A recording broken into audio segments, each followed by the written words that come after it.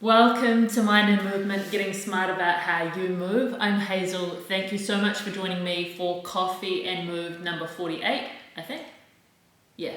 Okay, so today, it's Saturday. I'm just sitting here chilling, drinking a coffee in a sheet cup. My blue cup is stuck in the washing machine.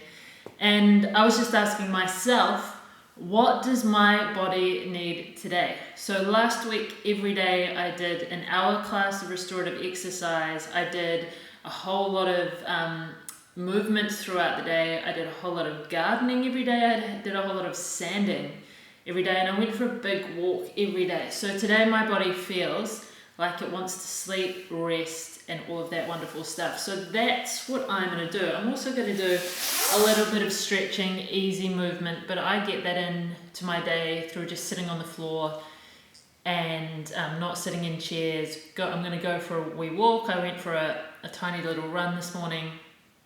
So my question for you is, what does your body need or want from you today?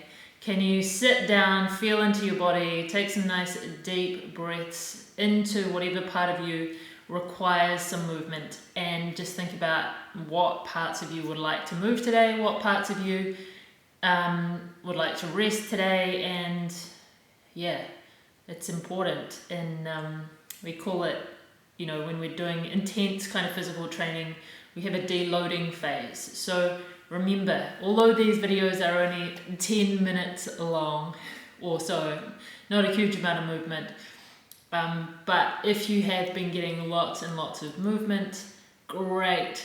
Have a think about what else your body needs in terms of sleep, rest, nutrition, coffee. What does it need? I will see you tomorrow, Sunday, and I hope that while you're reading this, you're sitting on the ground, moving your hips. Peace.